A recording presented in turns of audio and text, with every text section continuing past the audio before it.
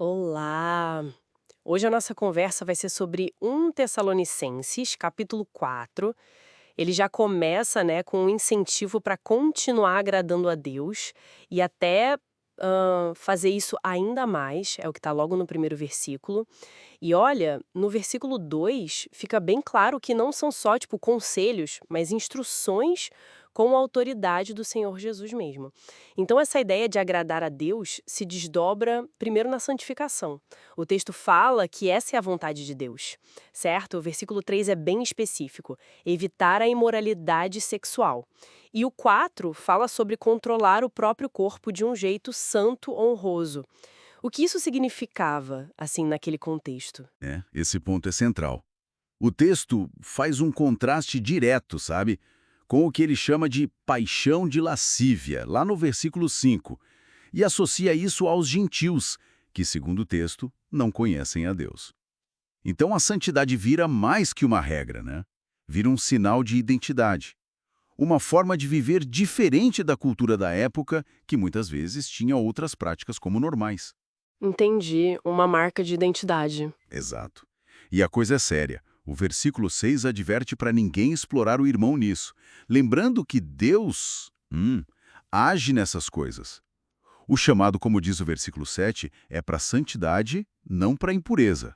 Hum, E rejeitar essa instrução, veja bem, segundo o versículo 8, não é só ignorar um ensino humano, mas é rejeitar o próprio Deus, que nos dá o Espírito Santo. Tem uma ligação forte aí entre ética e a nossa relação com Deus. essa conexão é muito forte mesmo. E o texto segue, né? No versículo 9, ele toca no amor fraterno. E é curioso que ele diz que nem precisaria escrever muito sobre isso, porque os tessalonicenses já teriam sido ensinados por Deus a se amarem. Sim, é interessante essa parte. Mas mesmo assim, o versículo 10 incentiva a amar mais e mais. Só que logo depois, no 11, parece que muda de assunto. Fala para ter uma vida tranquila, cuidar das próprias coisas, trabalhar. Como isso se encaixa? Parece uma virada, né? Mas olha, tem uma lógica. O versículo 12 dá a pista do porquê. O objetivo dessa vida quieta e trabalhadora é duplo: ganhar o respeito de quem é de fora da comunidade e não ser dependente de ninguém. Ah, faz sentido. Ou seja, a ética no trabalho, uma vida organizada, isso não é visto como algo secular, separado da fé. Vira parte do testemunho. Entendi. Uma comunidade que se ama por dentro e vive de forma responsável por fora. Mostra a fé de um jeito prático, crível, sabe? Sem ser um fardo. É a fé na vida real, no dia a dia. A vida prática como testemunho, muito bom. E aí o capítulo entra numa questão que devia angustiar bastante eles. O que acontece com quem já morreu?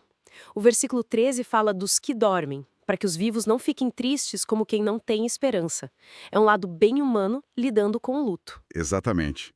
E a base para essa esperança não é só um desejo, é a fé no coração do cristianismo, a morte e a ressurreição de Jesus. O versículo 14 deixa isso claro.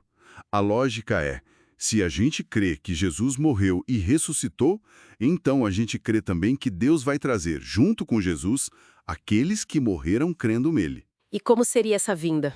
O texto dá detalhes, né? Sim, e ele baseia isso no que chama de palavra do Senhor.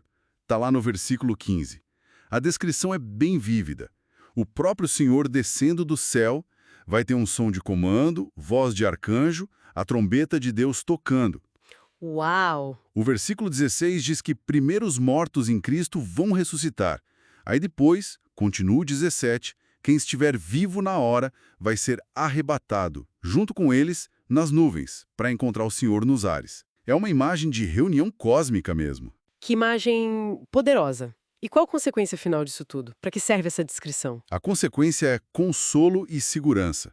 O ponto alto no fim do versículo 17 é: e assim estaremos para sempre com o Senhor. Não é um encontro passageiro, é a união definitiva. Por isso que a instrução prática que fecha essa parte, no versículo 18, é: consolem-se uns aos outros com estas palavras. A esperança futura tem um efeito bem presente: fortalecer a comunidade agora. Consolo mútuo. Exato. E pensando no capítulo todo, a gente percebe uma ligação interessante, né?